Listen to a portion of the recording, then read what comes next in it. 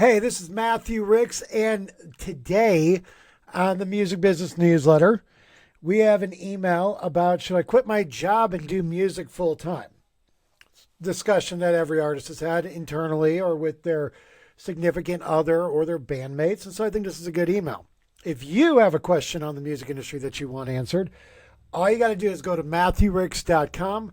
Click submit your question. Give me as many details as possible, which I appreciate with this email because this artist here gave me a lot of information so that not only we can help him, but also maybe help yourself if you're in this situation as well. I don't need you to become a member or join a Patreon that doesn't exist or buy a book that doesn't exist or hire me to be a private coach. None of that. Just go to MatthewRicks.com, click submit your question, and that is it. So let's dive into today's email. It says, hey, Matthew, I have a hard decision to make, and I'm writing because I've been wrestling with this big decision. And that decision is, should I quit my job to chase music full time? Short answer to this is no. I don't care where you're at. You shouldn't be quitting your job to chase music. Usually artists quit their jobs because they're not chasing it anymore. It's on their doorstep. He says, my band and I have been gigging around Milwaukee, Wisconsin. Shout out to the Brewers for about 13 years now. We play around 75 shows a year, mostly door splits at bars and small venues around the Midwest. Shout out to Chicago, the homeland. We've built a solid fan base, and right now we're sitting at just over 21,000 monthly listeners on Spotify. 75 shows a year and 21,000 monthly listeners on Spotify. Over 21,000 monthly listeners on Spotify. Well, that's pretty good. Like, those are, for a band in 2025, those are not numbers to just take lightly. Those are pretty solid numbers right there. I will give you that. He says, we're signed to a small indie label. Would love to know what the terms of that deal is. Did you have to pay them? Is it a 50-50 split? Did they put any money up? This day and age, I don't know why you would sign to an indie label if you're going to have to share 50% of the revenue for the music that you paid to create, pay for promotions, or if they're not doing any promotions, and you're just giving somebody 50% of your revenue and possibly publishing for them to run your music through TuneCore or DistroKid or whatever. He says, we've always believed that we could go all in. No day jobs, no distractions. We could finally take this thing to the next level and maybe even get signed to a major. But here's the problem, he puts, real life. All of us are in our 30s and 40s now. We all have wives, kids, mortgages, and credit card bills. Okay, let's split the difference. Let's say you're 38 years old. You're going to quit your job. One that is supporting the music, because if you guys are doing door splits at bars and clubs around the Midwest, you might be making a couple of $100 a night. That's probably paying for your gas. At 21,000 monthly listeners on Spotify, I would suspect you're probably 100,000 streams a month you're getting, if that number is accurate. 80 to 100,000 streams a month. So you're probably making a couple of $100, $500 a month in streaming, and you got wives and kids, mortgage and credit cards. Well, if you want to keep that wife, you can't bankrupt yourself. If you want to have that mortgage, you can't bankrupt yourself. And your credit card bills, you probably have, just speculating here, but it's probably band debt and probably personal, but you got band debt as well. The email goes on. My bandmates don't want to risk their family's livelihood on what they see as a gamble. They love the music and the band, but they don't see it as a realistic to drop everything and chase it full time. Had you been 22, 23, single, month to month on the verge of sleeping in your car because you're just like one of those type of artists, with those numbers, if those numbers are true, I'd say go for it. Like, give it a shot for 6 months. What do you have to lose? You know, the job at Starbucks or whatever. But your bandmates are realistic. If they're okay, this is a band of 4 guys. Let's go with 4 guys. And all of y'all are married and in your 30s and 40s with kids. And you're going to go play bars in Dubuque, Iowa for a door split, making a couple $100 a night. And you're going to call home and your wife is dealing with kids, probably has to work herself if she's not already right now, probably going to have to work on top of being the full-time mom for you to play for a door split. That's going to put a lot of pressure on your band members and then ultimately your band. And probably what would happen, because you're doing this, is you're going to probably lose some band members. Now, I don't know if you're the lead singer, if you're the drummer. I'm going to be honest with you. This has massive lead singer vibes. It sounds like you're the lead singer. I could be wrong, but this definitely is not like bass player vibes. You know, bass players are usually the guy who doesn't have any credit card debt. They're usually the responsible ones in any band. It's just the way it is. The email says, I get where they're coming from, but I also feel like I'm running out of time. I don't want to look back and wonder what could have happened if we had just gone all in. So my question is, how do you know when it's time to take that leap? I think you know when it's time. You know, like I talk on Instagram to like content creators and I talk to artists and all this stuff. And usually you don't have to wonder when it's that time, you know. I know a woman right now in Florida who does content stuff. And she was making so much money from making Instagram reels and TikTok reels and YouTube shorts. And she asked me, she was like, what do I do? And I said, you go into long form videos now. You got the audience, just do it. And so she started doing that. Her numbers were popping off. She had enough money coming in that she could quit her job, but she also realized at that moment, by her going and working as a secretary at an office, it was actually hurting her bottom line because she couldn't sit around and just create content and reply to videos all day because she already had enough money coming in. So for her to take that leap, if you will, she already had it happening when she got off of work. Like she was creating, when she got off of work at 5 o'clock, she'd go home and create content for a few hours and then release it the next day. So while she was working her job, she also had this other income coming in from her side hustle. And then she realized that, one, financially, she was making more from the side hustle than working as a secretary. And two, that job was actually getting in the way.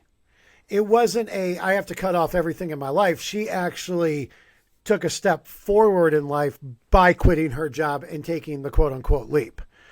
So how do you know when it's time to take the leap? By you actually are losing money. So right now as a band, if you were to sit there with your bandmates, have your bills out, all of this stuff and say, okay, if we could do another 75 shows a year, bring it up to 150, which is a lot of shows. Okay, that's a lot of shows for a small band on a major label. But how much money are we losing as a band and individually by not doing that extra 75 shows versus what I bring in from my job? Because what this sounds like is weekend warrior stuff, which is nothing wrong with that.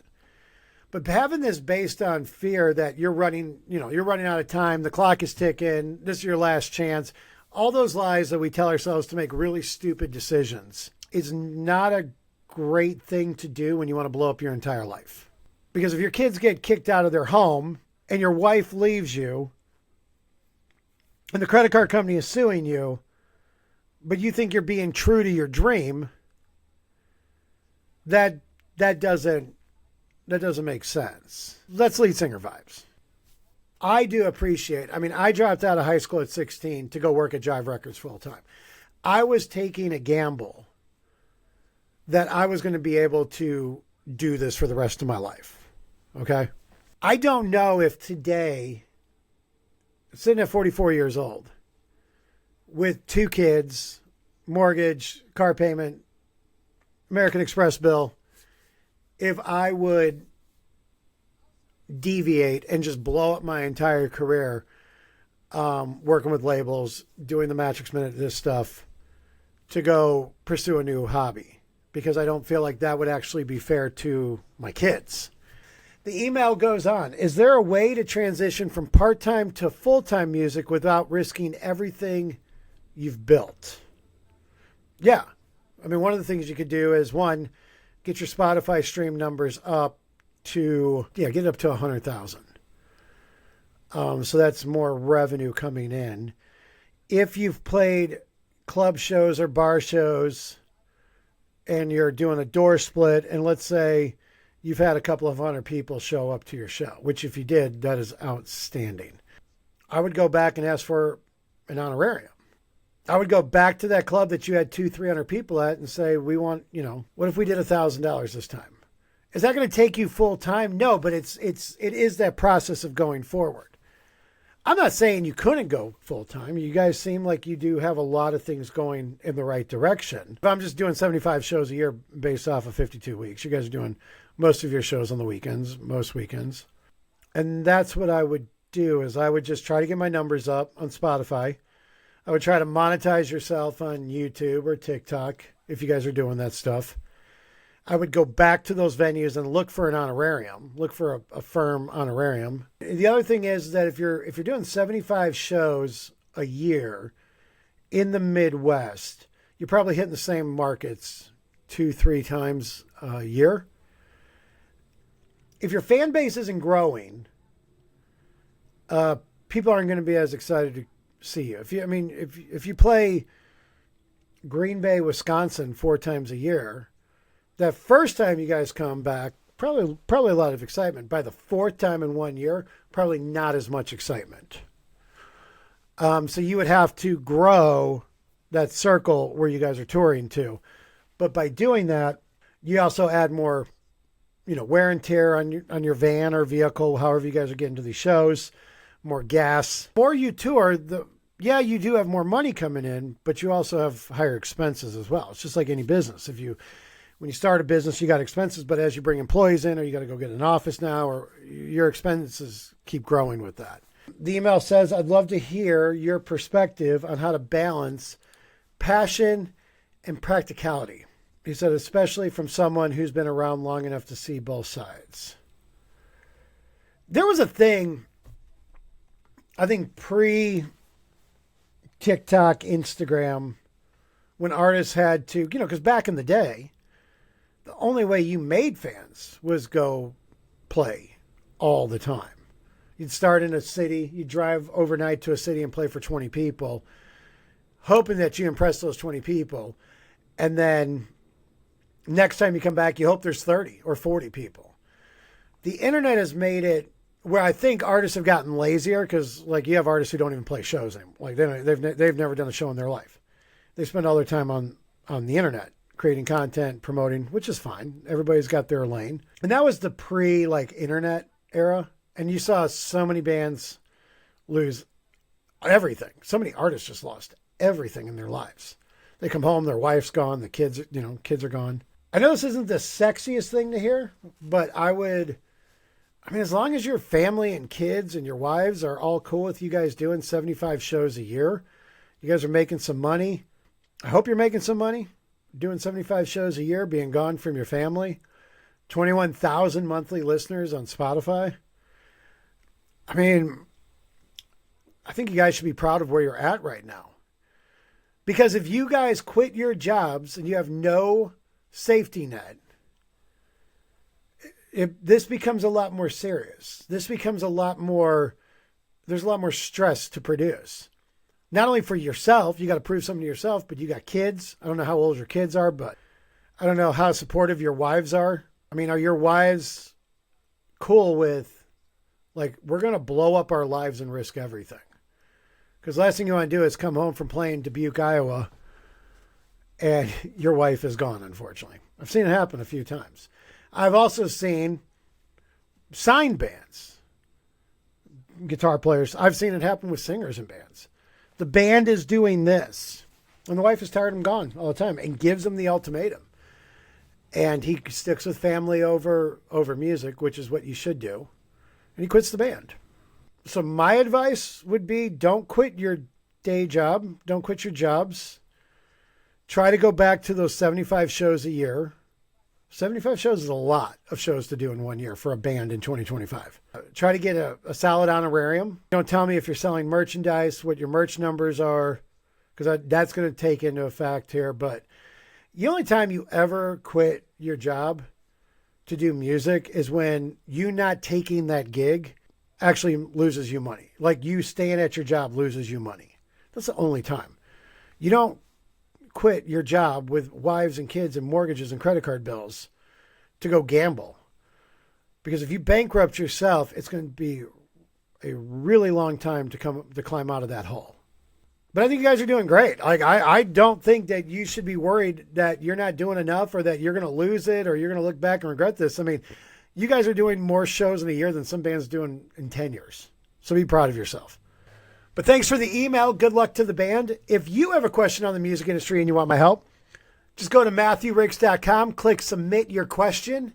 Give me as many details as possible, and I will help you in your journey. And until next time, I will talk to you later.